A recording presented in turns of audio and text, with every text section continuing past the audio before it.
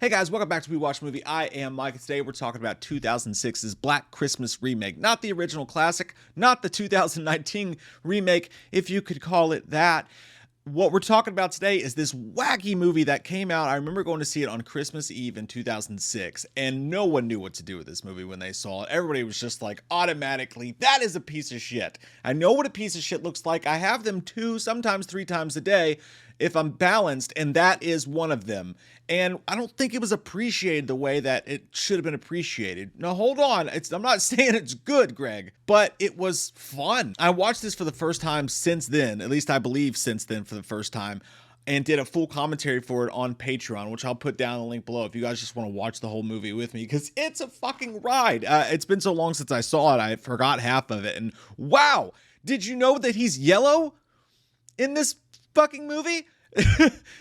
So it starts out, he's in a mental hospital and he's yellow. He looks like Lou Ferrigno from The Hawk if they were just out of green paint that day and just decided to make him look like mustard. He has jaundice, crazy jaundice skin disease. He had this Tim Burton-esque nightmare mother who she used to put like broken ornament glass in his crib and shit like that. And then this guy comes over one night and the mom's like, yeah, let's kill my husband together. So they kill the husband, bury him under the house. He was a Marine. I don't know how I feel like he could have done a better job fighting it off, but either way, she hates this little kid and he witnesses the murder.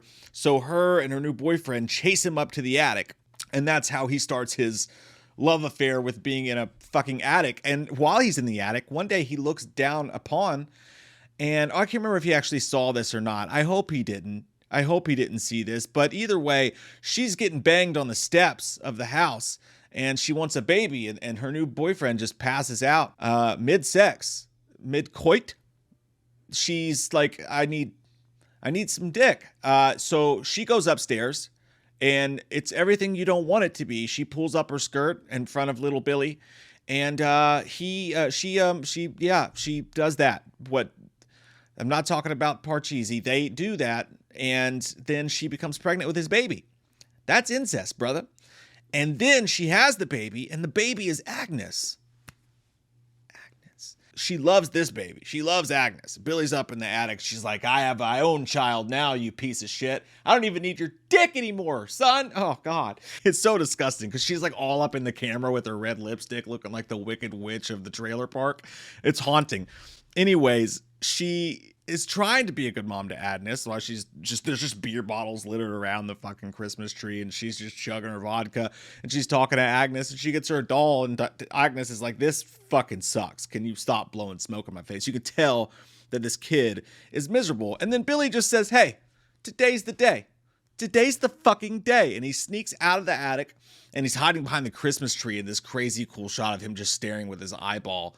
And he decides to finally kill the mom, and he stabs Agnes's eyeball out, which you shouldn't do that to your kids because she is his kid. God, that's fucked up. And he goes to the mental institute. This part's kind of cool because it reminds me sort of Halloween 4 when they go get Michael out and you've got that over-the-top guy. It's almost like Batman Forever mixed with Silence of the Lambs. Like, if I had to explain it, it's the weirdest fucking shit. Lest I forget to mention the fact that after he kills his mom, most heinously, as she deserves, he takes the cookie Christmas cutter and bakes cookies out of her fucking skin, which is just, come on, you gotta give the movie some credit for shit like this. It may be dumb as a popsicle stick in the summer, but like, what? It may be dumb as shit, but you gotta give it credit for stuff like this. He actually gingerbread carved out cookies out of his mom's flesh. They show him putting them in the oven and cooking them till they're black. And when the cops get there, he's sitting there like,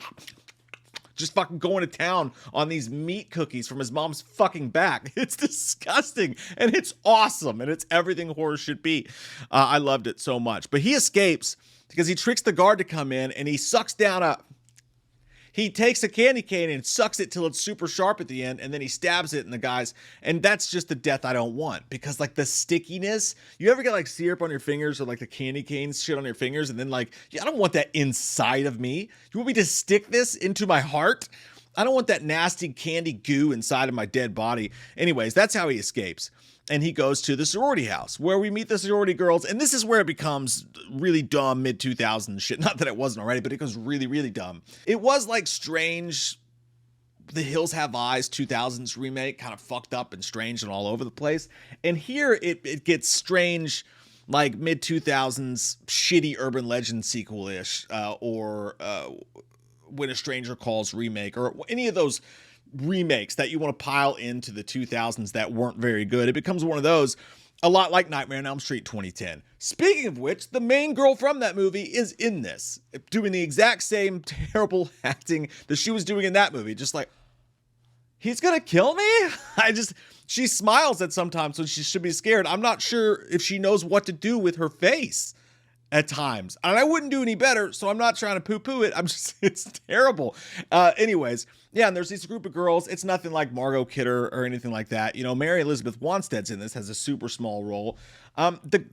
They're just sitting around, and like the movie spends like 25 minutes being like, hey, these girls are bitches. Someone just watched Mean Girls. So we have to deal with that whole thing. One girl, the most disgusting part of the entire movie is that one girl actually chases a shot of tequila with wine. Ugh.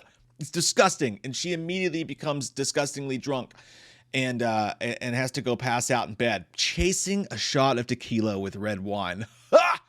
Jesus Christ, that's disgusting. Who thinks of that shit? Someone who's never drank alcohol or is a fucking body pervert.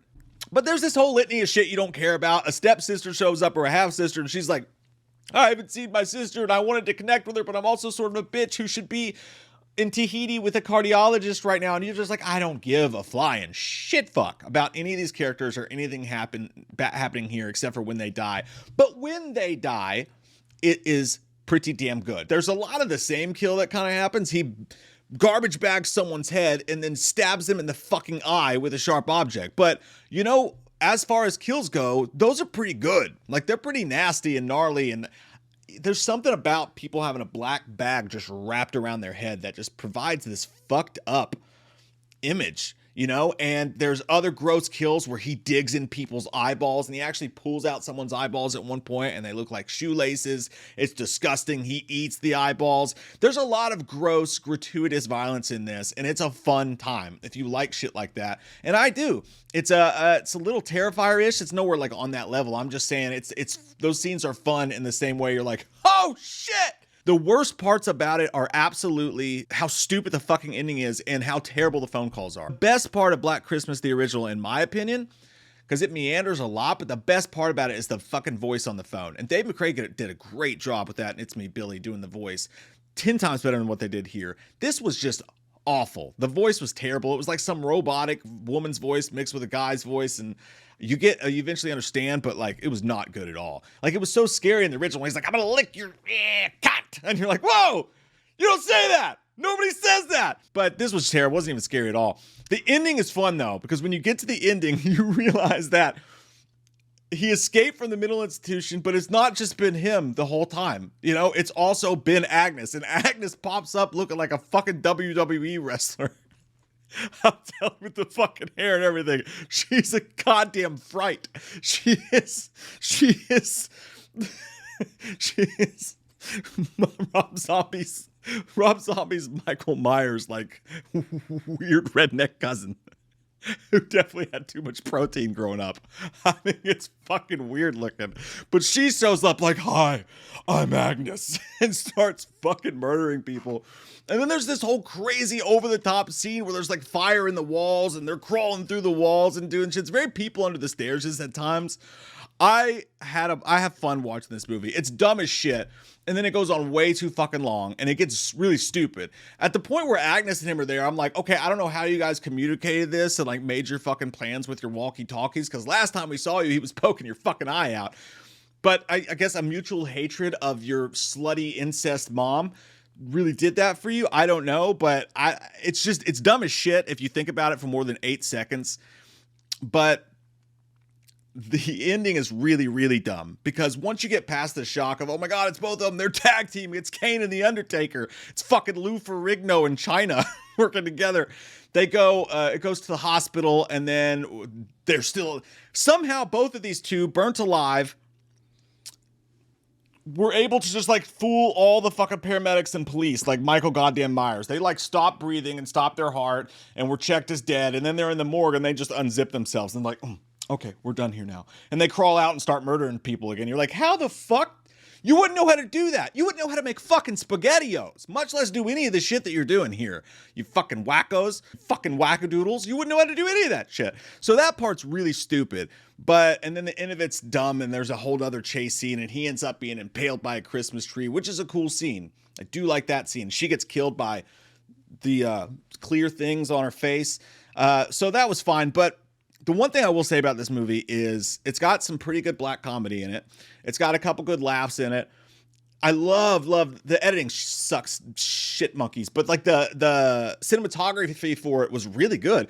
Like the camera framing and the camera movements, the camera shots, the cinematography. It's a good looking movie. They put effort into not only the kills and the practical effects, but the whole way the entire movie looks and the Christmas atmosphere. There's a kill outside when they go outside, and there's a great scene where the woman's outside cleaning the windshield, and all of a sudden the blood splatters. I don't know how the fuck he sneaks in without that girl making a noise like a ninja, like Batman Begins, but whatever. There's just a lot of cool shots like that. There's a lot of cool death scenes.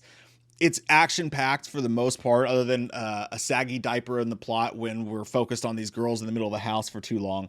But yeah, it's a great looking movie. It's got great kills in it. It's entertaining to watch. It's sort of funny. And it's got nasty, gnarly horror in it, like fucking mom cookies. So I will give Black Christmas 2006 a loving 6.0 out of 10. That's what I give this movie. It's not what I would call good. I recommend watching it if you haven't seen it. I know we just gave a spoiler review for it, but if you want to rewatch it again, do it with me. Again, there's a commentary in the pinned comment in the description below. We're going to do some more Christmas horror as the month goes on here, because there's a bunch I haven't seen, so we'll check them out together. Maybe do commentaries for those two on the Patreon. We'll see. But yeah, I hope you guys enjoyed this. I love your fucking face. How do you feel about this movie? How do you feel about all three Black Christmases? Now they have all been reviewed on the channel, and I love your all's fucking faces. Hope you have a great day. Here comes that white-faced fucker, an asshole like no other. He's a big old piece of shit. Wants to stab your sister's tits cause he's a white-faced fucker. Loomis can't recover, Dr. Challenge drunk again, sleeping with your sister's friends. Do you want to know about the darkness? I said, goddamn. Goddamn you faggot! Halloween never ends, suck my fucking dick, and I don't really care what Blumhouse fucking says. Put him in a box, or suck a fucking cock. You can say he's dead, but we all know he's not, yeah. So let's go trick-or-treating, let's go fucking drinking, let's all go rent Pumpkinhead on VHS.